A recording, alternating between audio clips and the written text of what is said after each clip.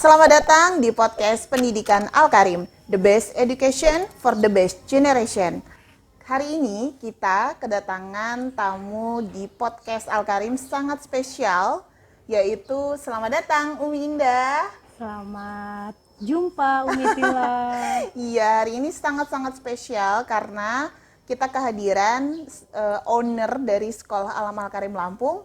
Sekaligus di sini adalah orang tua siswa dari 3 orang siswa kita ya Umi ya. Iya, betul sekali. Boleh Umi kita ngobrol-ngobrol santai hari ini. Saya cukup grogi hari ini ngobrol langsung dengan Saya juga owner grogi ya. bertemu dengan direkturnya Oh Sekolah my God. Alam Al-Karim. Iya.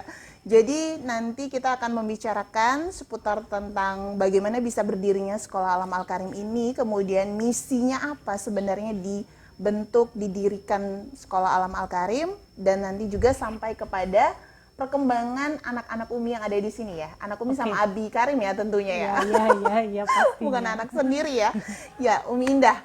Kita tuh penasaran banget sini, termasuk juga saya, mungkin di luar sana orang tua dan sahabat Al-Karim. Bagaimana sih awal mulanya? Kenapa bisa ada Sekolah Alam Al-Karim? Sejarahnya itu seperti apa? Ya, jadi Umi Tila dan pemirsa sekalian, sahabat Al-Karim, kalau mau cerita sejarah mungkin akan panjang ya. Iya, betul.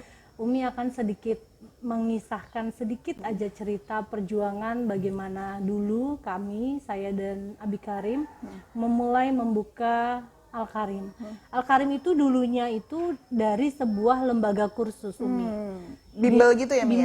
Bimbel. Jadi sebelum bimbel pun itu saya sebenarnya membuka sebuah kursus mandiri bagi tetangga-tetangga yang kebetulan saat itu di kompleks itu belum ada yang memfasilitasi untuk belajar mengaji, kemudian membantu mengerjakan PR mereka, membantu belajar tentang pelajaran-pelajaran umum.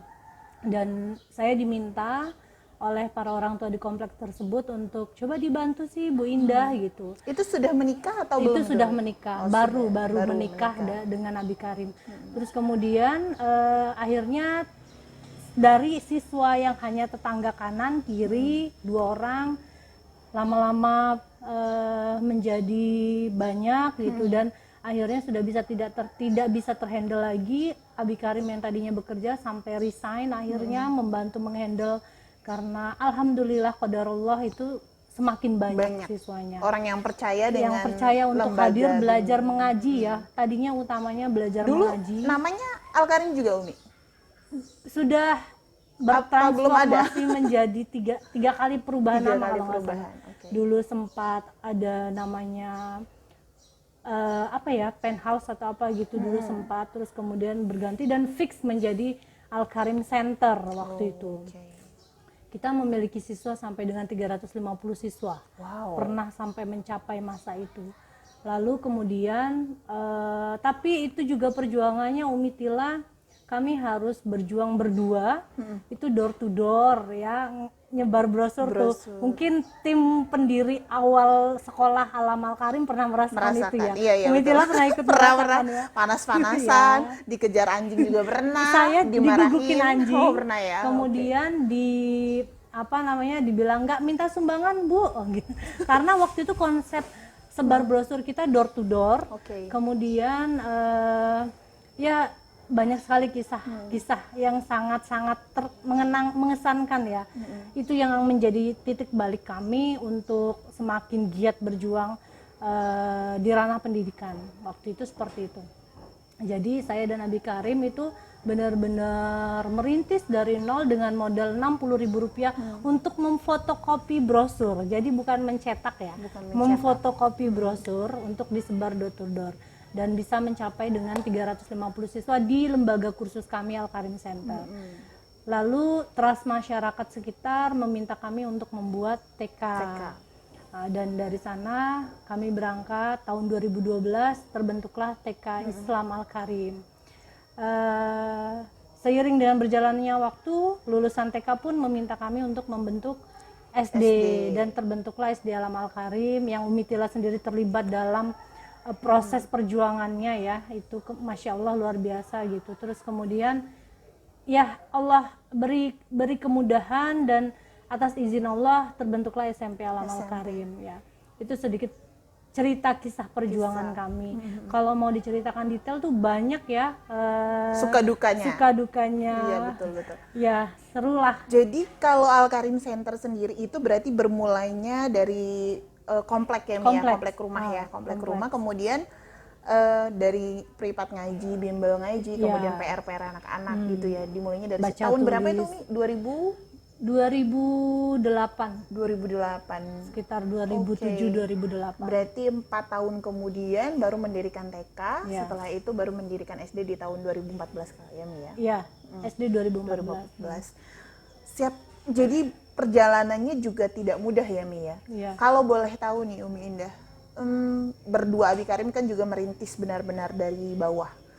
Pengalaman, kalau bahagia tuh nanti kita bicarakan lah ya. Ini pengalaman paling menurut Umi sangat buat baper gitu kalau inget, gitu sedih banget gitu ya.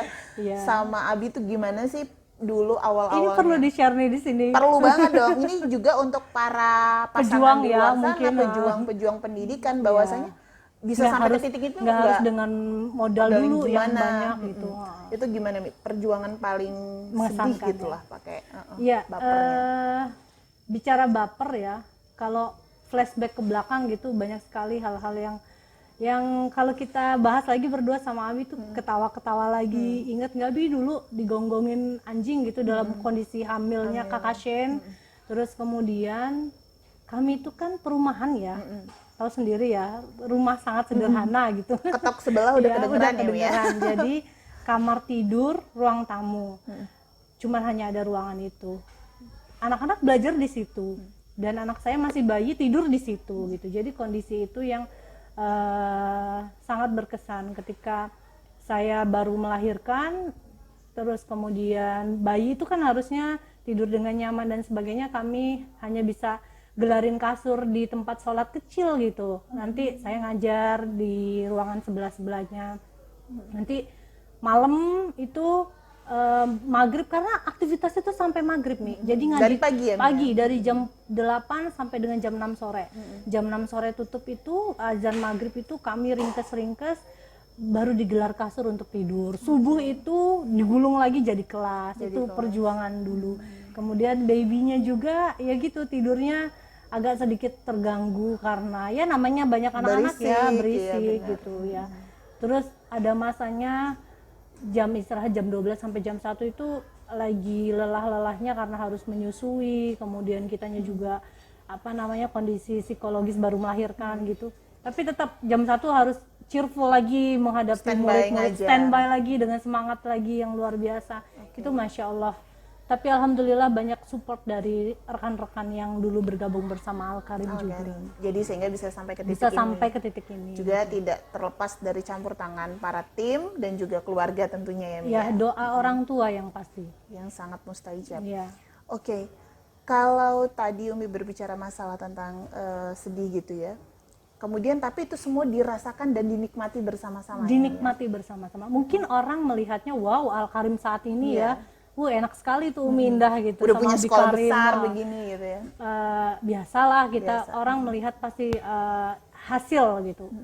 Tapi proses itu akan saya dan Abi Karim kenang sampai akhir nanti dan menjadi kisah cerita untuk anak-anak gitu. Bagaimana perjuangan kami dulu sampai dengan titik ini gitu. Ya, jadi memang tidak mudah juga gitu ya, kita kalau melihat seseorang sudah ada di titik atas, pasti di bawahnya itu ada tangga-tangga yang sedang dilalui. Betul. Ya. Terus Umi Indah, kita agak bergeser ke hal lain nih. Sebenarnya misi awal, kenapa sih mau mendirikan, khususnya kalau di sini mungkin TK ya Mi ya, TK kemudian naik ke SD dan SMP. Awalnya itu kenapa sih memutuskan, walaupun kan banyak yang request gitu, tapi oke deh. Betul. Ini niat saya mendirikan ini untuk ini gitu. Ya. Saya ingat sekali sempat ada yang bertanya, orang tua murid juga itu yang melontarkan pertanyaan, kenapa sih Bu Indah mau, dia bilangnya berbisnis di bidang pendidikan, padahal itu kan sangat rumit dan suka makan hati, karena banyak sekali ya kan banyak kepala gitu yang kita hadapi, akan banyak komplain, akan banyak masukan yang mungkin tajam ataupun yang baik gitu. Apalagi ini swasta ya, swasta ya, apa nggak pusing gitu kepala Bu Indah gitu. Saya hanya satu sampaikan bahwa niat saya setelah saya mengenal sekolah alam dari jaringan sekolah alam Nusantara, mindset saya terbuka dan niat saya dengan suami adalah cuma satu, bahwa kebermanfaatan saya dan suami di muka bumi ini. Salah satunya mungkin Allah tunjukkan dengan cara di jalan pendidikan. Jadi itu, jadi berdua kami membuat mengazamkan diri dan membuat sekolah ini bertujuan untuk saat ini mungkin sanggupnya kami adalah kebermanfaatan kami ini di dunia pendidikan. Sebisa mungkin maksimalkan tenaga pikiran itu di dunia pendidikan saat ini ya, seperti itu. Memang banyak terpaan badai dan sebagainya, bahkan dari orang-orang terdekat yang notabene-nya memang sama-sama berjuang di dunia pendidikan itu juga ada gitu. Tapi insya Allah karena niatan kita memang itu tadi, jadi akhirnya saling menguatkan dan mengingatkan kembali. Niat kita apa Umi, jangan patah semangat kalau lagi kena badai ya. Lagi baper gitu ya. Lagi kena badai, jangan patah semangat. Diabaikan saja kalau memang dirasa perlu kita tanggapi, kita perbaiki.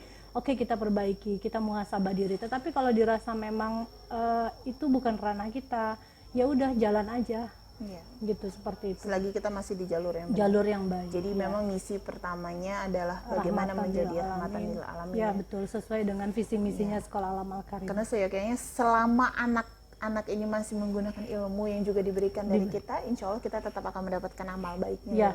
Betul. Itu juga betul ya. Sekali. Terus Umi Indah kan juga sebagai berperannya bukan hanya owner, ketua yayasan gitu ya, tapi juga di sini berperannya sebagai seorang ibu dan tentunya sebagai orang tua siswa. Betul sekali. Boleh Umi ceritakan putra-putri Umi ini ada di jenjang apa saja di sini? Sebenarnya saya sudah tahu, tapi buat para sahabat Al-Karim di sana ya.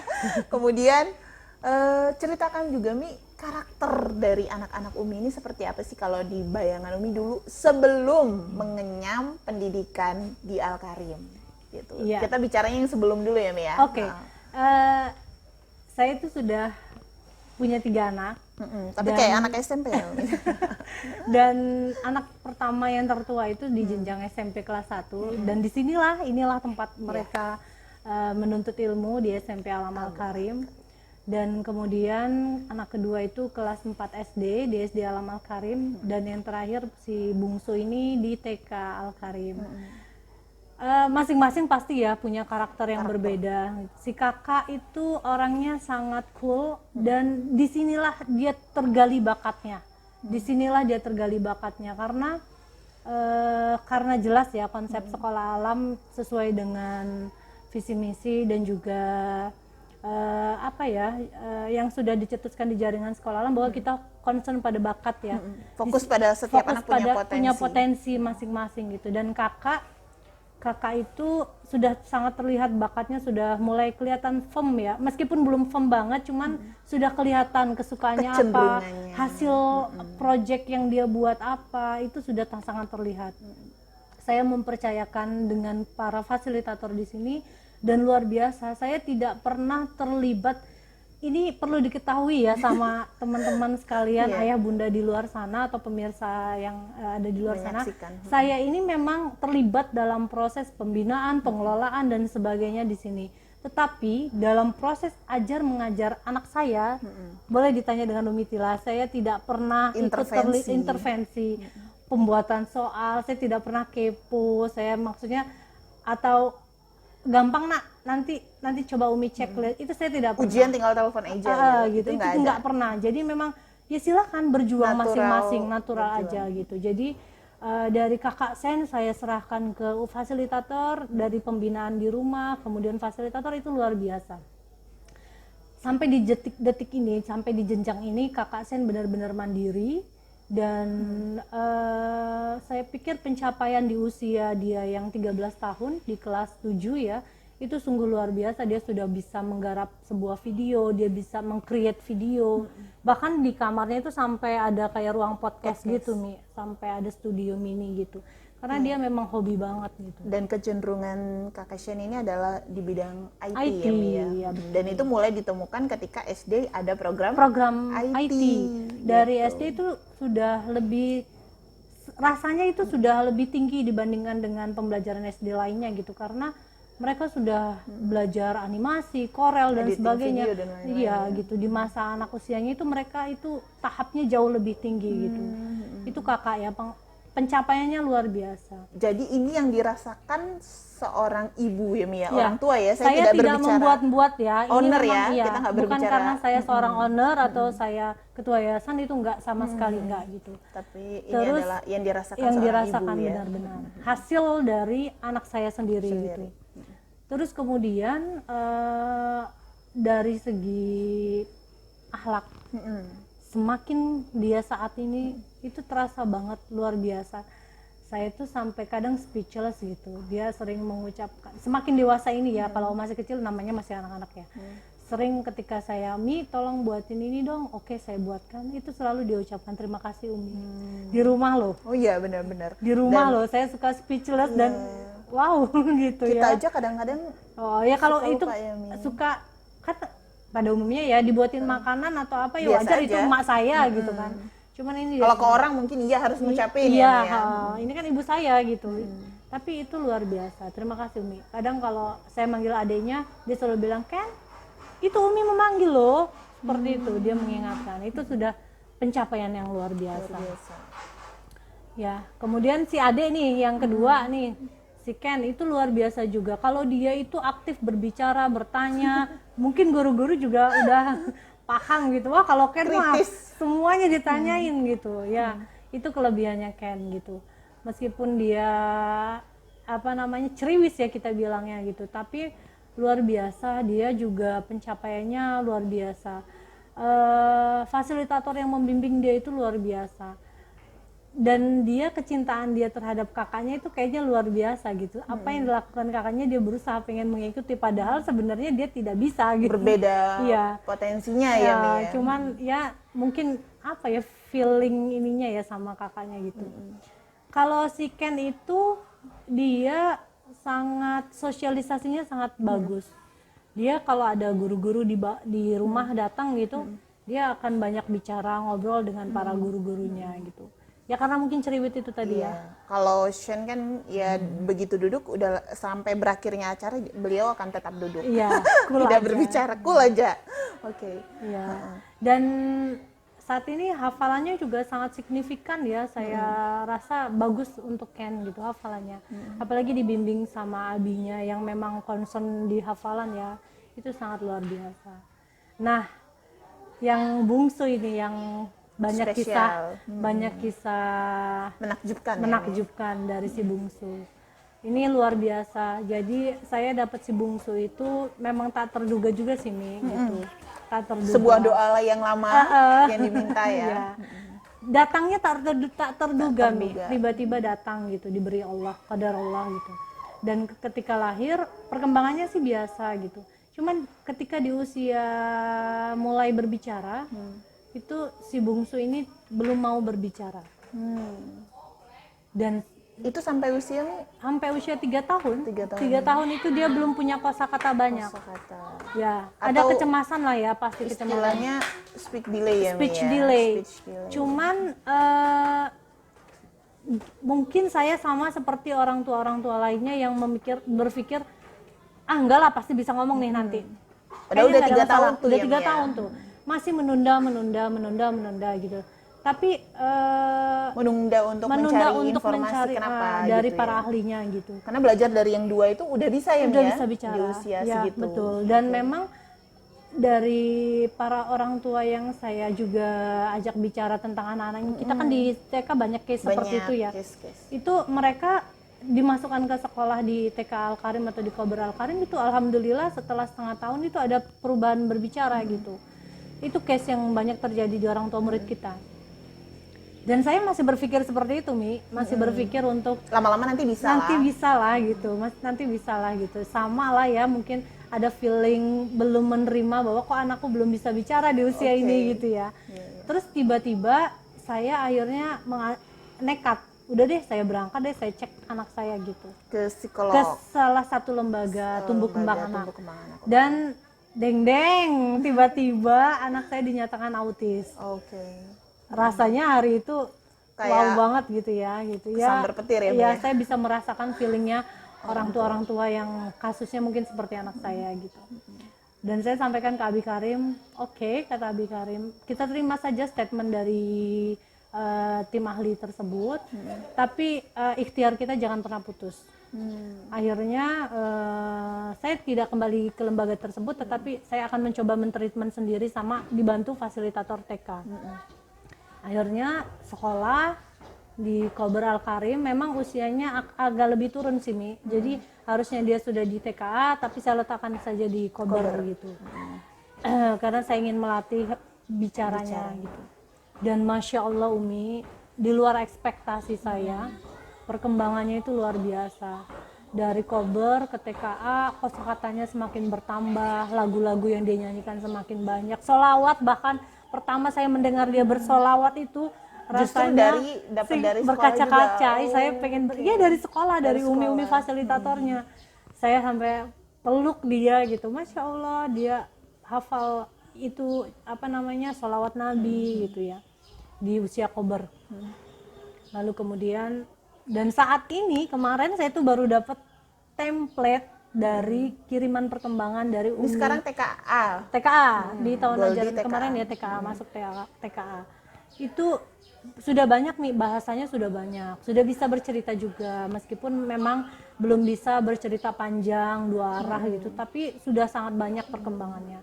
Dan saya rasa perkembangan itu ada di sekolah sini, di TK Al Karim bersama Umi Dewi ya, dan juga teman-teman fasilitator lain yang membantu. Itu tiba-tiba itu saya dikirimi template yang isinya bahwa Barakallah Jafar Goldenia Meka bisa menyelesaikan membaca di level 2 ya kalau nggak salah, Caci itu. Saya kan tahu banget tuh step-stepnya Calistung. Karena Umi adalah karena saya adalah pendesain Calistung ya. Luar biasa. Di usia TKA yang tadinya juga ada laporan bahwa beliau masuk anak autis ya Mia katanya gitu. Jadi kan speech itu seperti delay, gitu speech ya. delay, kemudian bicaranya juga masih sangat Terbatas. terbatas ya Mia. Bahkan tidak kalau kita seperti anak lainnya. Dan luar biasanya beberapa bulan ini sudah merasakan begitu besarnya perubahan, dan itu didapatkan dari TK Al Karim. Oke. Umi merasakan itu secara langsung atau secara langsung kaget gitu? Umi pernah ngajarin nggak sebelumnya? Nggak pernah. Karena ekspektasi saya hanya dia bisa bicara, berkomunikasi, tidak pernah berpikir di akademik ya, gitu maksudnya baca, menulis gitu. Pokoknya yang akademik gitu itu tidak pernah terpikir oleh saya. Dan setelah dapat template itu saya langsung berpikir apa iya tah gitu ya. Akhirnya saya mencoba untuk ngetes lah ya, nyoba. Jangan-jangan ini bohong nih gitu ya. Cuman untuk baik-baikin nih karena sama Umi nih gitu. Ownernya nih gitu. gitu. Akhirnya setelah saya coba benar bisa. Sesuai dengan fakta. Kemarin juga sempat lihat videonya ya. Videonya ya, saya share itu memang sengaja saya rekam. Dan luar biasa. Dan tidak hanya di bidang membaca, Mi. Tadi malam pun saya coba tes untuk ngajinya, metode Abatasa.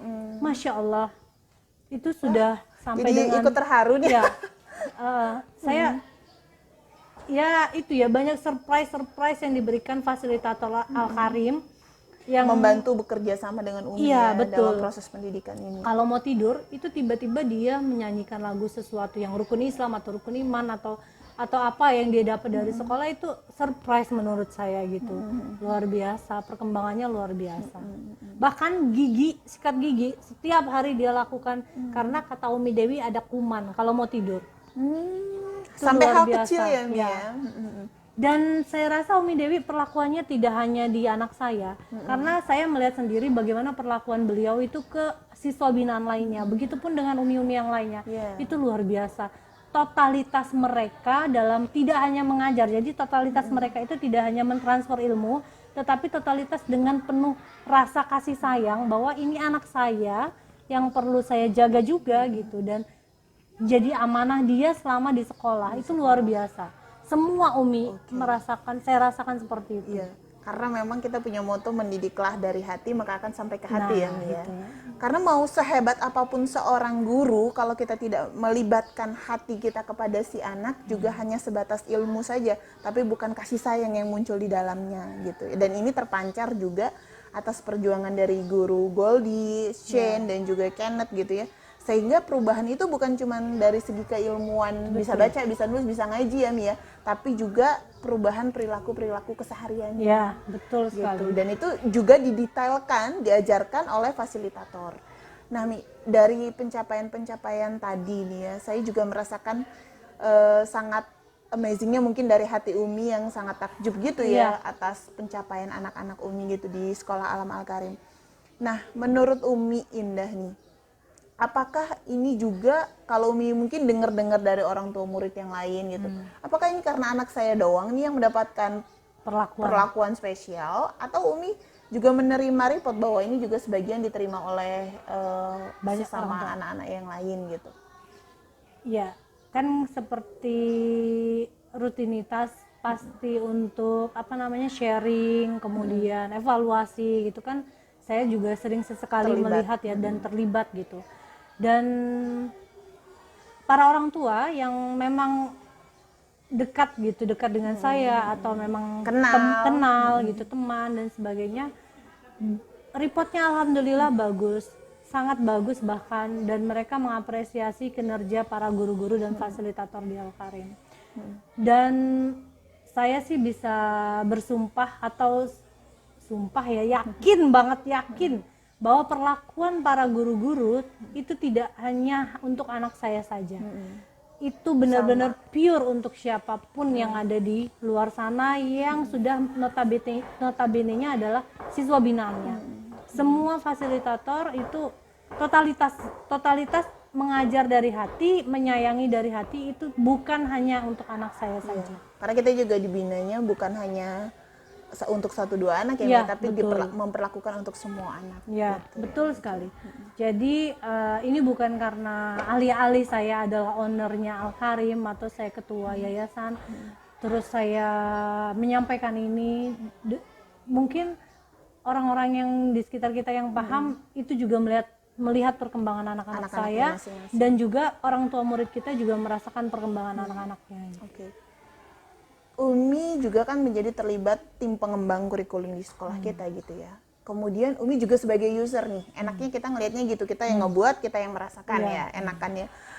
Kalau Umi melihat kurikulum kita ini, sebenarnya ya Mi, mau dari TK, SD, sampai ke SMP kan agak nyeleneh, agak beda ya.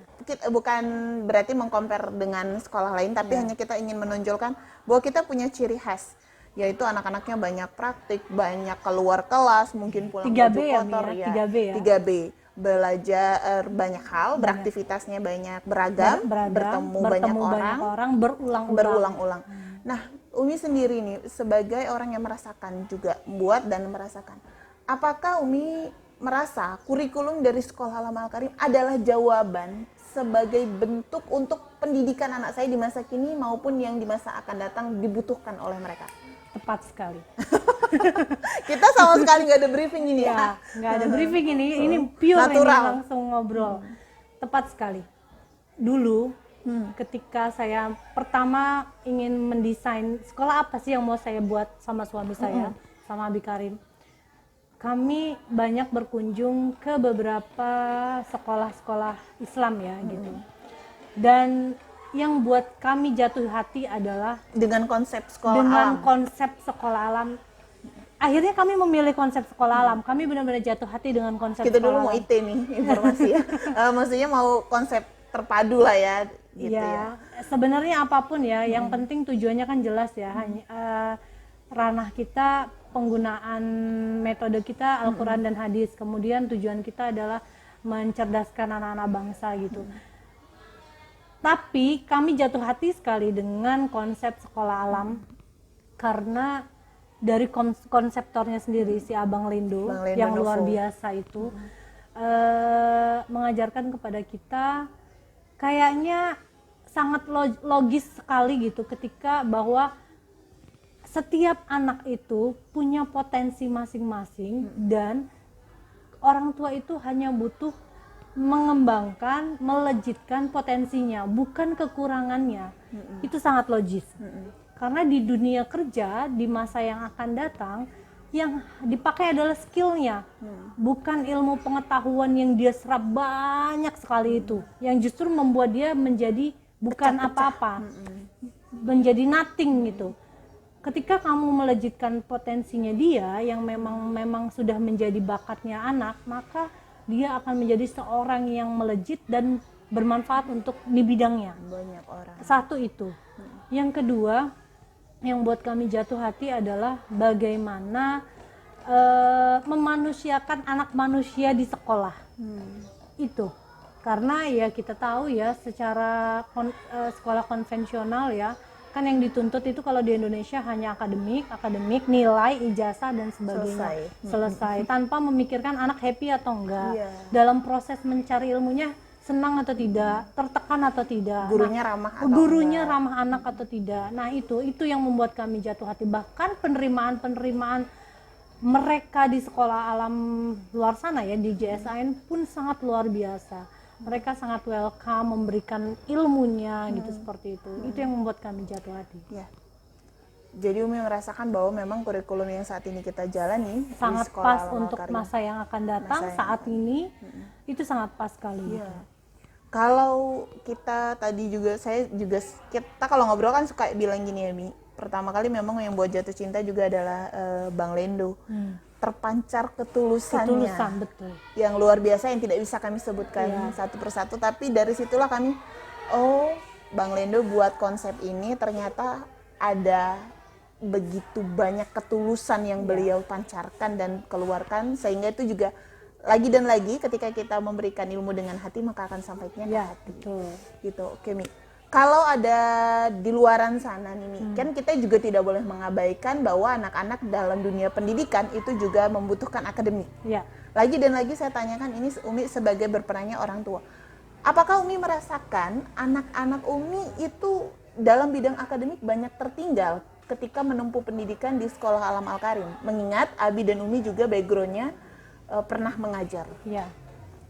Jadi pasti masih banyak Umi Tila ya yang mempertanyakan di luar sana. Kalau sekolah di sekolah alam itu main-main kayaknya ya.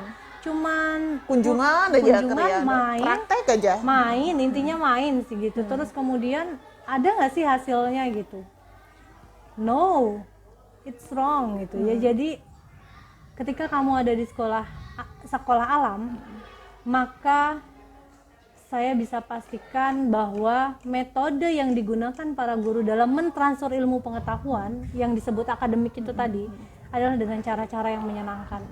Fakta yang ada di sini di Sekolah Alam Al-Karim bahwa SD itu terakreditasi A.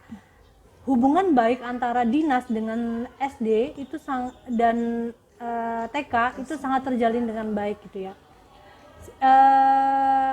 Secara akademik saya merasa anak saya ngomong anak saya ya. Yang ini dulu deh, yang udah lulus SD nih. Iya, si kakak nih. Itu bisa nggak Mi? Sangat luar biasa sih menurut saya pengetahuannya. Kok masih bisa happy, tapi ngerjain soal kok bisa gitu ya? Pengetahuannya di atas saya zaman saya dulu SD gitu loh, pengetahuan dia luar biasa gitu. Jadi dan tim fasilitator SD itu tidak pernah mengabaikan yang namanya akademik. Mereka selalu menggali pelatihan-pelatihan, kemudian menggandeng dinas untuk memaksimalkan dan menstandarisasi soal ya seperti itu. Kemudian tentang masalah pembuatan soal, saya juga ikut terlibat dalam proses bagaimana mereka pembuatan soal, pengecekan soal dan sebagainya. Mungkin memang masih ada yang miss ketika ditemukan gitu, tapi ya manusiawi lah, menurut saya masih manusiawi gitu. Tapi kami tidak pernah mengabaikan yang namanya akademik, tidak pernah sama sekali gitu ya. Jadi bahkan anak-anak kita yang memang ranahnya, bakatnya itu ada ada kepintaran di bidang akademik, itu biasanya kita akan dorong untuk mengikuti kegiatan-kegiatan yang memang ranahnya akademik, lomba-lomba cepat tepat ya, LCT, kemudian olimpiade dan sebagainya. Kalau yang ranahnya memang di sport, ya kenapa harus dipaksakan ke sini gitu. IT mungkin ya. Itulah memang konsep sekolah alam. Yang ranahnya di IT, oke, kita ikutin lomba-lomba yang terkait dengan IT. Ketika anak saya happy di IT, dia ikut lomba robotik, dia ikut desain video dan sebagainya. Nggak melulu harus, semua harus sama, rata. Ada di akademik, semua harus punya standar nilai sekian. Ya, itu adalah upaya ikhtiar para guru. Tetapi ketika memang anaknya happy-nya ada di bidang sport, ya oke, kita fasilitasi gitu. Jadi ditegaskan ya kepada seluruh sahabat Al-Karim bahwa Sekolah Alam Al-Karim ini juga sangat mementingkan bagian akademik siswa. Hanya kami dan Uminda sebagai user sudah merasakan punya cara yang berbeda dalam mentransfer ilmu, yaitu hampir 70% pembelajaran dengan cara dipraktikkan secara langsung. Oke Umi, kita sudah di penghujung. Kok udah selesai sih? Karena juga terbatas ya podcast kita. Oh, iya. Umi ingin meminta Uminda untuk memberikan pesan dan juga harapan. Kalau pesannya untuk para orang tua di luaran sana, gitu, apa yang ingin Umi sampaikan? Dan juga harapan untuk para guru khususnya yang ada di Sekolah Alam Al-Karim. Sebagai seorang ibu, Umi ingin menyampaikan pesan-pesan apa? Harapan juga. Kepada para ayah bunda di luar sana, atau siapapun pemirsa yang melihat video ini, harapan saya adalah kita sudah tidak bisa lagi memaksakan apa yang menjadi kehendak kita. Saat ini fokus pada apa yang menjadi keinginan dan cita-cita anak-anak kita. Kita orang tua hanya perlu mengarahkan dan memberikan sarana-sarana yang bisa mensupport, melejitkan potensi dan bakat mereka. Ketika anak memang tidak suka di bidang ini, maka jangan dipaksa suruh les ini, dipaksa ini, maka dia akan hancur. Tetapi ketika Anda membuat seorang anak untuk fokus pada bakatnya, kita support, kita fasilitasi, insya Allah anak itu akan berkembang, melejit sesuai dengan bidangnya.